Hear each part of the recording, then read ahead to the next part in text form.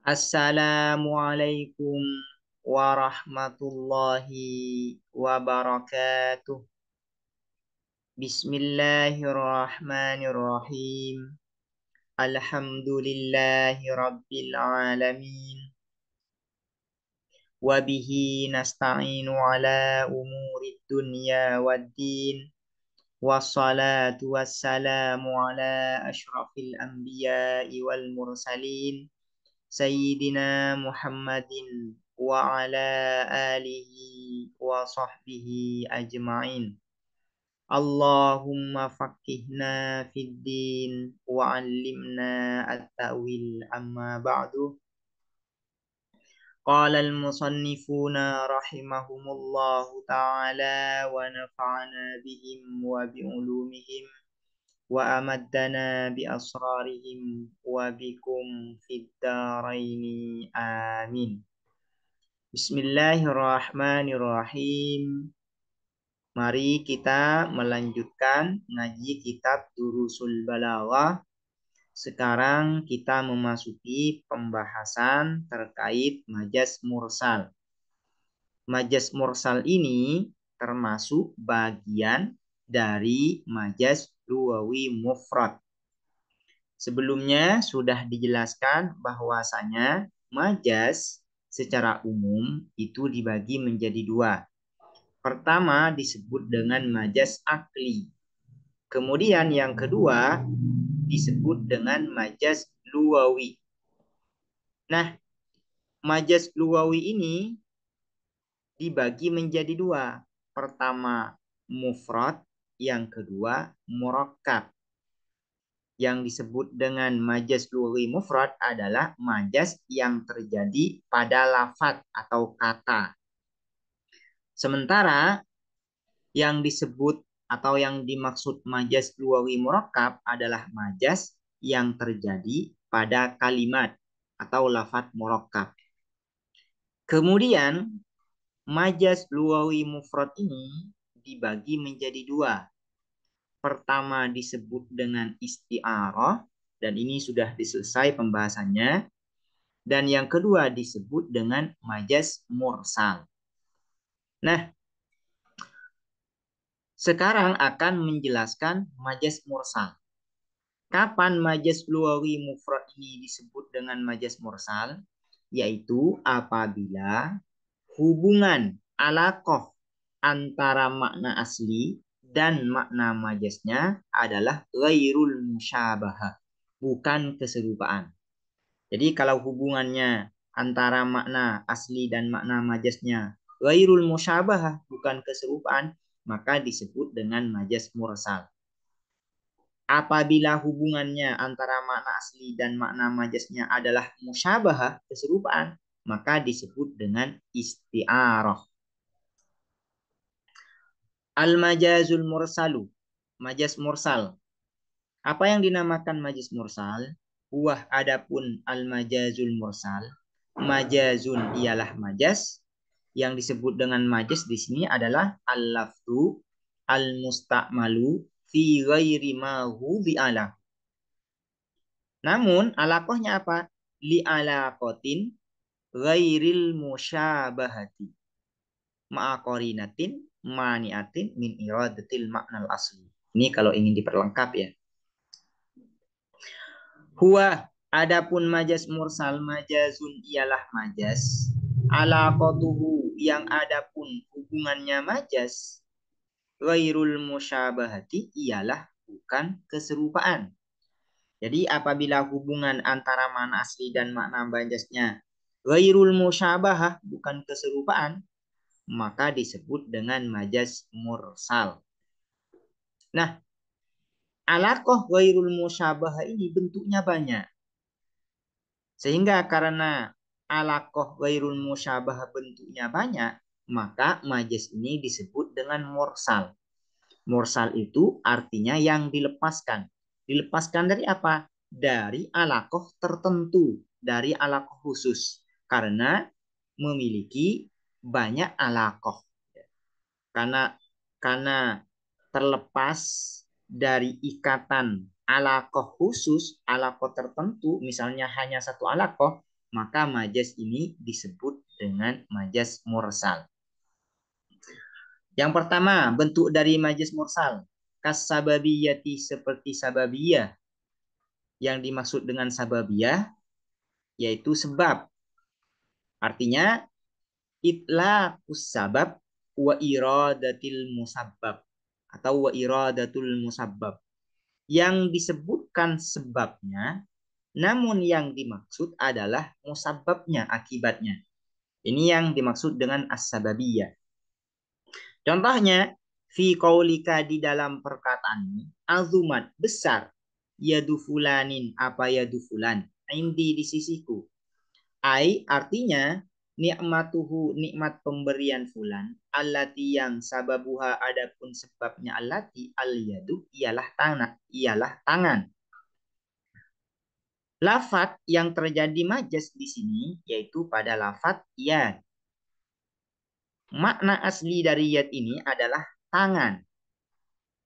Namun di dalam susunan kalimat ini, yad ini digunakan untuk makna nikmat. Ai nikmat, ya. Jadi makna asli dari yad ini adalah tangan. Namun sekarang yad ini digunakan untuk menunjuk pada makna nikmat, yaitu pemberian. Jadi kalau diartikan seperti ini, azumat, besar, yadu fulanin indi, apa pemberian fulan, atau nikmat pemberian fulan, indi, di sisiku. Nah, apa hubungan antara tangan dan pemberian ini, dan nikmat pemberian ini? Yaitu hubungan sababiyah. Kenapa disebut dengan sababiyah? Yaitu karena tangan ini merupakan sebab sampainya pemberian kepada orang lain. Ini sebabnya adalah tangan. Pemberian itu sampai kepada orang lain, umumnya itu menggunakan tangan. Nah, karena itu ini disebut dengan itlaq sabab. Yang disebutkan adalah sebabnya, yaitu iyad. Namun yang dimaksudkan, yang diinginkan adalah musababnya, yaitu pemberian, nikmat. Pemberian itu, yaitu nikmah. Jadi kalau sudah terjadi majas, maka iyad ini tidak lagi bermakna tangan, tapi bermakna pemberian atau nikmat pemberian. Karena sudah terjadi majas. Yang kedua, wal musabbabiyah, dan musabbab atau akibat. Yang dimaksud dengan musabbabiyah ini yaitu itlaqul musabbab wa iradatus sabab. Yang disebutkan adalah musabbabnya, akibatnya, tapi yang diinginkan adalah sebabnya. Contohnya seperti apa? Fi qaulika, di dalam perkataan ini, amtorotis sama unabatan. Amtorot, menurunkan hujan, as-sama'u, apa langit, nabatan, terhadap nabat. Ai matoron. Ai matoron artinya matoron, hujan. Yatasabbabu, yang menjadi sebab, anhu, dari mator, an-nabatu, apa tumbuhan. Nah, yang terjadi majas yaitu di dalam lafadz nabat. Makna asli dari nabat ini adalah tumbuhan. Namun yang dimaksud di dalam susunan kalimat ini, nabat ini adalah mator, yaitu hujan. Jadi kalau dimaknai, amtorot, menurunkan hujan, as-sama'u, apa langit, nabatan, terhadap air hujan. Karena sudah terjadi majas. Nah sekarang, apa hubungan antara tumbuhan dan air hujan? Hubungannya adalah musabbabiyah, yaitu tumbuhan itu merupakan akibat dari hujan. Ya. Tumbuh-tumbuhan itu bisa tumbuh karena disebabkan air hujan. Karena itu ini itlaqul musabbab. Yang disebutkan itu adalah musabbabnya, yaitu nabat. Cuman yang diinginkan sebabnya, yaitu mator. Jadi kalau dimaknai ya seperti yang sudah barusan disebutkan, yaitu nabat ini bukan lagi bermakna tumbuhan, tapi bermakna mator air hujan karena sudah terjadi majas. Yang diinginkan itu adalah makna majasnya, bukan makna aslinya. Wal juz'iyati dan juz'iyah. Juz'iyah ini artinya bagian. Apa yang dimaksud juz'iyah? Yang dimaksud juz'iyah itu adalah itlaqul juz wa iradatul kul. Yang disebutkan itu adalah bagiannya, cuman yang diinginkan, yang dimaksudkan adalah keseluruhannya. Contohnya, fi qaulika di dalam perkataanmu, ursilatil uyunu, diutus al uyunu. Apa al uyun? Ini kita artikan nanti ya. Litat tolia, agar memeriksa atau menyelidiki apa al uyun ala ahwalil aduwi, atas keadaan-keadaan musuh. Ai al jawasisu, al jawasis, jawasis ini mata-mata atau intelijen kalau sekarang ya. Nah, di dalam kalimat ini lafadz yang terjadi majas yaitu al-uyun. Nah, al-uyun, makna asli dari uyun ini adalah mata. Artinya mata yang bisa melihat. Dua mata kita ini yang letaknya di kepala, ini yang disebut dengan al-uyun. Nah, cuman ya di dalam kalimat ini al-uyun ini dimaksudkan untuk menunjuk pada keseluruhan orang yang statusnya sebagai mata-mata atau sebagai intelijen. Jadi ini Oyun ini merupakan bagian dari intelijen itu, dari orang yang berprofesi sebagai intelijen, mata ya. Ya, mata ini, mata intelijen itu kan bagian dari tubuhnya, bagian dari keseluruhan tubuhnya. Cuman yang dimaksudkan al-uyun ini adalah keseluruhan tubuh orang yang profesinya sebagai intelijen, sebagai mata-mata. Ini yang dimaksud dengan itlaqul juz, ya, itlaqul juz wa iradatul kul, ya. Yaitu yang disebutkan adalah bagian, cuman yang dimaksudkan adalah keseluruhan. Jadi hubungan antara mata ya dan keseluruhan tubuh orang yang berprofesi sebagai intelijen, sebagai mata-mata itu adalah hubungannya adalah juz dan kul. Mata ini adalah bagian, sementara keseluruhan tubuh dari orang yang berprofesi sebagai intelijen itu adalah kul, keseluruhan. Nah, sehingga kalau dimaknai seperti ini, ursilatil uyunu, diutus al uyunu, apa mata-mata, atau orang yang berprofesi sebagai mata-mata, atau sekarang dikenal dengan intelijen. Ursilat, diutus al uyunu, apa intelijen, ya, para intelijen, litat toliah, agar memeriksa atau mengamati, menyelidiki ala ahwalil adui, atas keadaan musuh. Ay al jawasis, para intelijen. Wal kulliyati dan kulliyah. Yang dimaksud dengan kulliyah ini adalah itlaqul kul wa iradatul juz. Yang disebutkan adalah keseluruhannya, namun yang dimaksudkan adalah bagiannya. Nah, ini kan berarti terjadi majas ya. Terjadi majas, tidak digunakan sebagaimana makna aslinya, namun digunakan untuk makna yang lain. Nah, makna yang lain ini adalah bagian dari keseluruhannya. Biar jelas. Contohnya seperti apa? Seperti apa? Fi qouli, di dalam perkataan Allah Ta'ala, yaj'aluna, menjadikan mereka asabi'ahum, terhadap jari-jari mereka, fi adhanihim, di dalam telinga-telinga mereka. Ai anamilahum. Ai anamilahum. Anamilahum ini artinya ujung jari. Ujung jari-jari mereka.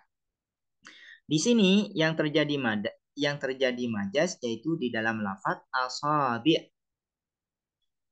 Asabi' ini artinya itu jari secara keseluruhan, jari tangan secara keseluruhan. Itu disebut dengan asabi'. Nah, Cuman ya, asabi di sini yang diinginkan maknanya bukan jari tangan secara keseluruhan, yaitu yang diinginkan adalah anamil, yaitu ujung jari saja, ujung jarinya saja. Nah, ujung jari ini merupakan bagian dari keseluruhan jari. Nah, ini yang dimaksud dengan itlaqul kul wa iradatul juz. Jadi hubungan antara makna asli dan makna majaznya, yaitu makna aslinya adalah ke jari-jari secara keseluruhan dari bawah ke atas, sementara anamil ini adalah bagian dari jari itu.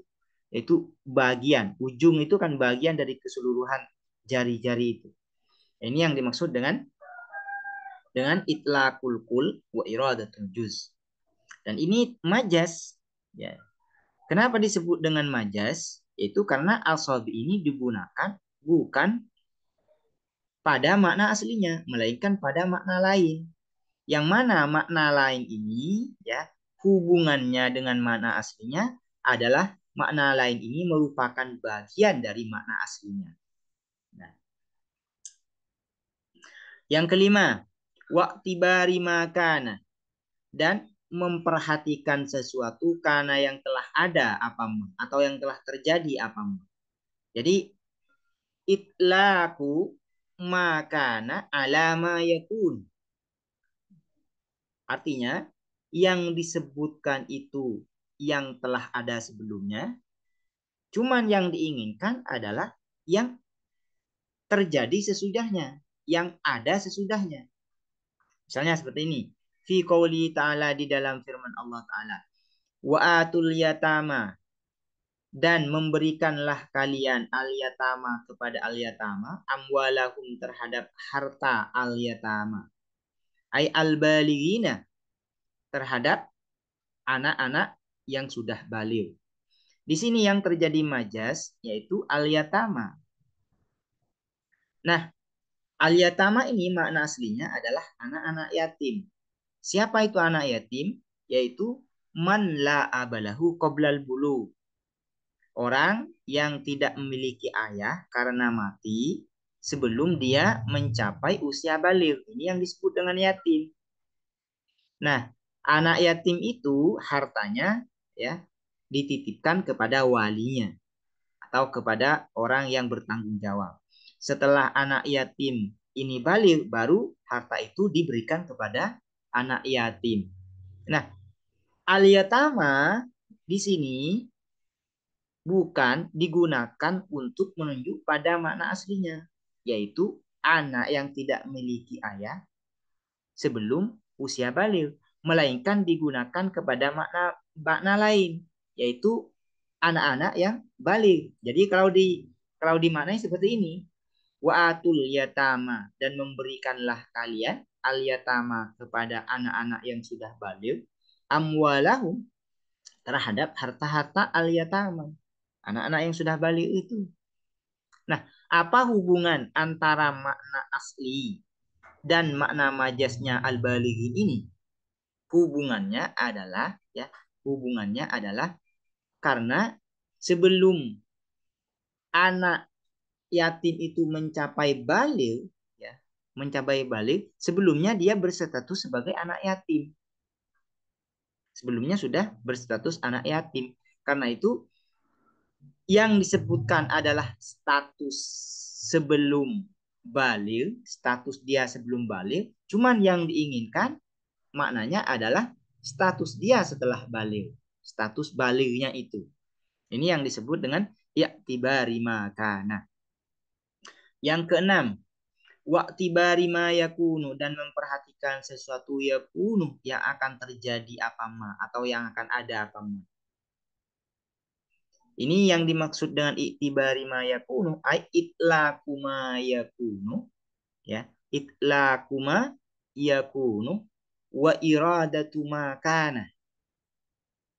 Artinya yang disebutkan itu adalah sesuatu yang akan terjadi, cuman yang diinginkan itu yang saat ini terjadi atau yang sebelumnya terjadi. Contohnya seperti apa? Fi qoulihi ta'ala, di dalam firman Allah Ta'ala, Ini sesungguhnya aku aroni ialah melihat aku ni kepada aku sendiri. Aksiru ialah memeras aku khomron pada khomron. Ya. Nah, yang terjadi majas yaitu di dalam lafadz khomron. Terjadi majas. Khomron ini makna aslinya adalah khomer. Cuman di dalam ayat ini, khomer ini yang dimaksudkan yaitu makna inab, yaitu anggur. Jadi kalau diartikan seperti ini, inni aroni aksiru khomro, aksiru memeras aku khomron terhadap anggur. Nah, khomer ini berarti terjadi majas, yaitu digunakan untuk menunjuk pada makna lain, bukan pada makna aslinya. Karena makna asli dari khomer itu ya khomer. Nah, sekarang apa hubungan antara makna asli ini, yaitu khomer, dengan ainab, dengan anggur? Hubungannya yaitu adalah mayakun. Karena inap itu setelah melalui proses akan menjadi khomer. Ya, akan menjadi khomer. Jadi itlaku mayakun yang diucapkan, yang disebutkan itu adalah sesuatu yang akan terjadi, cuman yang diinginkan adalah yang sekarang sedang terjadi atau sebelumnya terjadi, yaitu inap. Yang sedang diperas itu adalah inap, anggur. Cuman inap ini diungkapkan dengan kata khomer. Kenapa diungkapkan dengan kata khomer? Karena perasan inap ini nantinya akan menjadi khomer. Jadi hubungan antara makna asli dan makna majas yaitu i'tibari makan, i'tibari ma yakun. Yang ketujuh, wal mahalliyati dan mahalliyah. Mahalliyah ini artinya tempat. Ya. Nah, yang dimaksud dengan al-mahalliyah yaitu itlaqul mahal wa iradatul hal. Yaitu yang disebutkan adalah tempatnya, cuman yang diinginkan, yang dimaksudkan adalah orang-orang yang menempati tempat itu. Itu yang disebut dengan mahalliyah. Contohnya seperti apa? Fi qaulika di dalam perkataan ini, qarrara menetapkan putusan al-majlisu apa al-majlis. Majlis ini adalah dewan atau tempat berkumpul ya, majlis ini. Atau kita artikan dewan. Qarrara menetapkan putusan al-majlisu apa dewan, yaitu tempat berkumpulnya orang ya, orang banyak. Zalika terhadap hal tersebut. Ai ahluhu ai anggota al-majlis. Ahluhu anggota al-majlis. Di sini yang terjadi majas yaitu di dalam lafaz al-majlis. Makna asli dari al-majlis ini yaitu makanul ijtima, tempat berkumpul. Cuman di dalam contoh ini al-majlis ini digunakan bukan pada makna aslinya, tapi digunakan kepada makna lain. Apa makna lain itu? Yaitu anggota atau orang-orang yang menempati tempat itu. Ahluhu.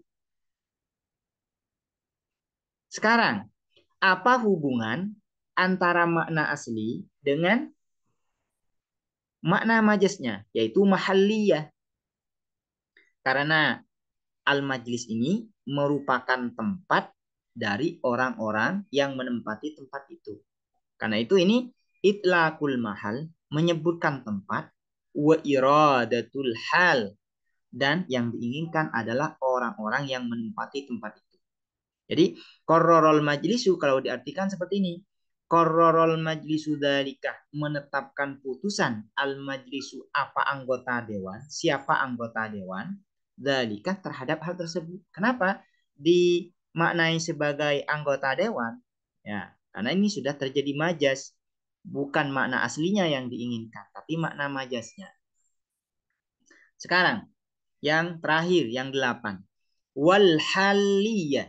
Ini bukan wal haliyah ya, tapi ada tasdidnya. Kalau haliyah tanpa tasdid itu maknanya adalah keadaan. Cuman kalau haliyah ini maknanya adalah orang-orang yang menempati. Ini haliyah namanya. Yang dimaksud dengan haliyah ini yaitu itlaqul hali wa iradatul mahal.